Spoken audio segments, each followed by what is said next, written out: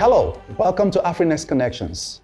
I'm joined in this segment by Paula Mokwena, CEO at Fireball Capital, and Justin James, Head of Investments at Fireball Capital. Thanks for joining me. Thank you. Thanks for having us.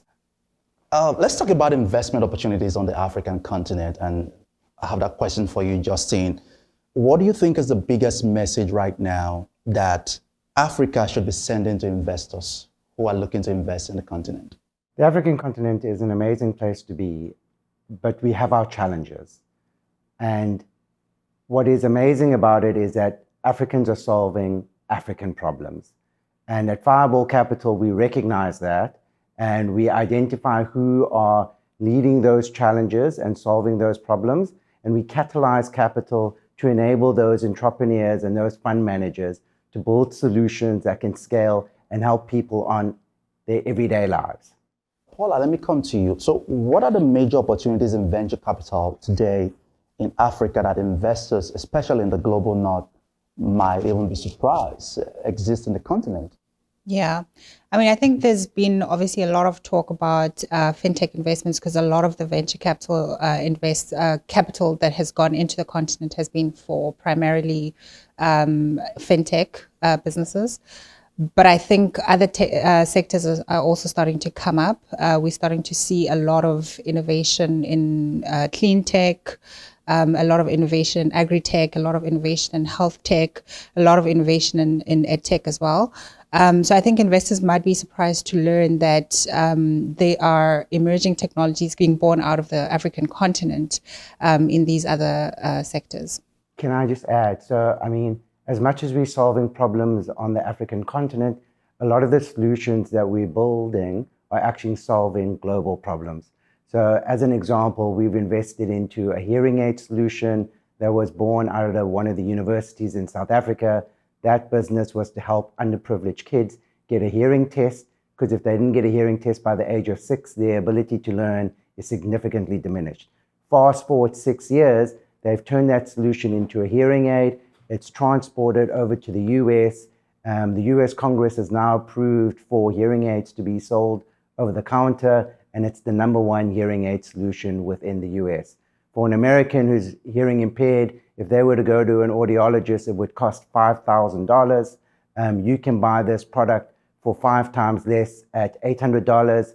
And when you pair that hearing aid with your phone, and if you're struggling, and you turn the box around, you can call a number. That number goes to a call center in South Africa that has 24/7 service filled with audiologists and technicians that help Americans get better hearing.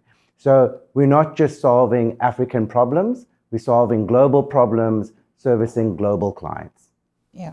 What would you say startups in Africa need from investors outside or inside the continent, whether in the public or private sector, for them to be successful? It's definitely collaboration. So on the continent, we have sophisticated investors who understand the challenges of helping entrepreneurs early on ideate and bring a product to market, help it grow a bit of revenue locally. But once it needs to scale, especially on the continent, people think of Africa as a country. It's actually 54 countries, different markets, different regulations. You need partners to help you scale. And especially on the international market, we need to have relationships where we can get global venture partners to co-invest alongside us as Fireball into these businesses, who can then slingshot that business into the US, Europe, or Asia, where they've built the building blocks of success and they can scale overseas successfully.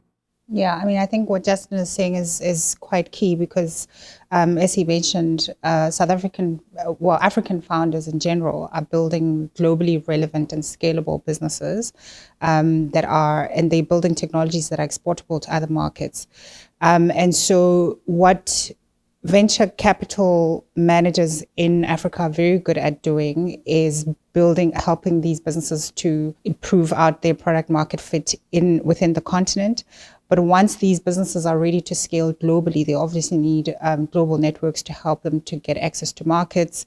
And so I think it will be very important for investors in markets outside of Africa to try and help these founders to scale their businesses, to get access to markets, to get access to their global networks, so that they can be able to successfully scale their businesses. That's interesting. As a woman in venture capital, what do you wish investors in and outside the continent understood was possible in Africa? I wish they understood that there is a lot of talent in Africa. There is a lot of innovation that is happening in Africa. There is a lot of technology that is not just a replication of technology that exists elsewhere in the world, but there is technology that is being developed in Africa that is globally scalable and globally relevant for solving problems, not just in Africa, but in other parts of the world. And I also wish they understood that venture capital in Africa is a very nascent industry. It's a very nascent asset class.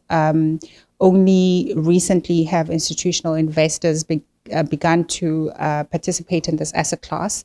And we definitely need a lot more investment.